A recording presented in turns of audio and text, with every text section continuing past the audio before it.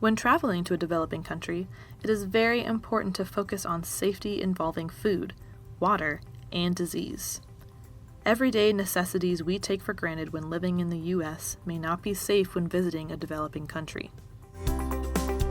In developing countries, be cautious that tap water may not be safe to drink. Tap water is adequate for bathing, but should not be consumed through drinking or even brushing your teeth.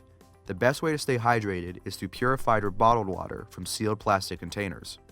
When showering, keep your mouth shut to avoid ingesting what may be contaminated water. Water-based drinks such as tea or coffee are safe when made from boiled water. Beverages from factory-sealed containers are safe to drink, but the outside of the container may be contaminated.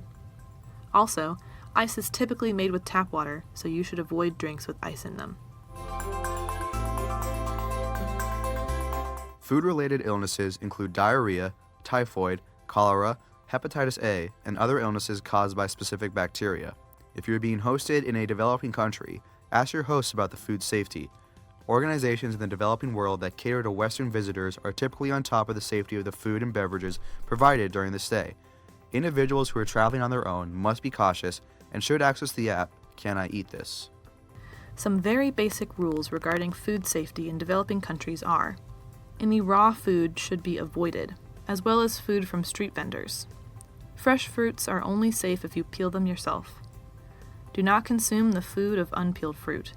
Dry foods, like bread or cakes, are usually safe, as well as food that is well cooked and served hot.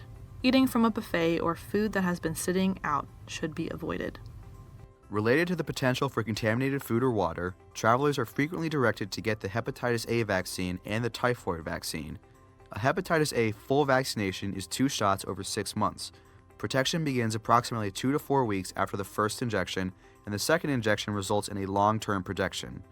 The oral typhoid vaccine offers about 70% protection for recipients, and the immunity lasts for 5 years. Full dosing is 4 doses over 7 days. This vaccine provides protection beginning 1 week after the final dose.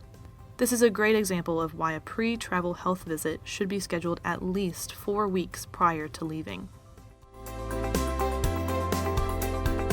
In developing countries, it's unlikely that domestic animals, such as cats and dogs, have received the rabies vaccine. It is best to avoid contact with all animals. If your travel includes participating in mammal research, ask about any concerns with rabies or other animal-related diseases in and around the research site. Another risk is arthropod diseases, or diseases spread by the bites of infected insects such as mosquitoes and ticks. While arthropod-borne diseases can occur in developed countries, for example, Zika in the U.S., they are much more prevalent in developing countries. Diseases can be transmitted by mosquitoes, ticks, flies, and lice. Some mosquito-borne illnesses are dengue fever, malaria, Zika, yellow fever, Japanese encephalitis, and the West Nile virus. It's hard to prevent bug bites, but you can minimize the number you get.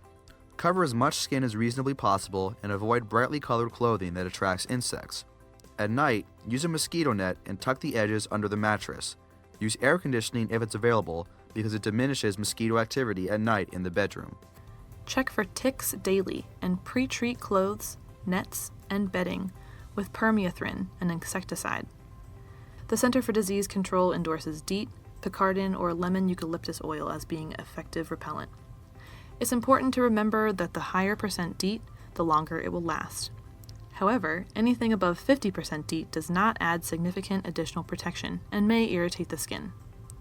Repellent should be used during both the day and night. Sunscreen is less effective when applied with DEET, so we recommend using a sunscreen at SPF 30 or higher. Taking an appropriate medication prior to, during, and after the trip diminishes the risk for malaria. Medicine recommendations will depend on your travel itinerary and may need to be started a week before departure. This can be discussed during your pre-travel health visit. Some countries require a vaccine for yellow fever, a mosquito-borne viral infection. Some even require a vaccine if you've traveled through an airport in a country with yellow fever.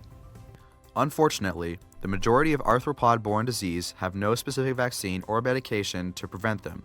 Avoiding or minimizing bites is your only approach. When traveling to developing countries, education is important. The well-prepared traveler will fare much better and enjoy the experience much more. Visit the CDC website to learn specific information about vaccine and medication recommendation for the places you plan to visit, then schedule a pre-travel visit. Travel health visits are available through the JMU Health Center and other medical providers. While the vast majority of travelers do not develop new health problems, about 8% of travelers to developing countries do become ill enough to seek medical care, either during or after travel. If you develop any significant illness, especially an unexplained fever or bloody diarrhea, after travel to a developing country, you should seek medical evaluation and be sure to report your travel itinerary to your medical providers.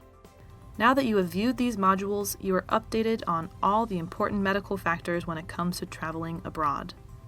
We hope you enjoy your trip. Bon voyage!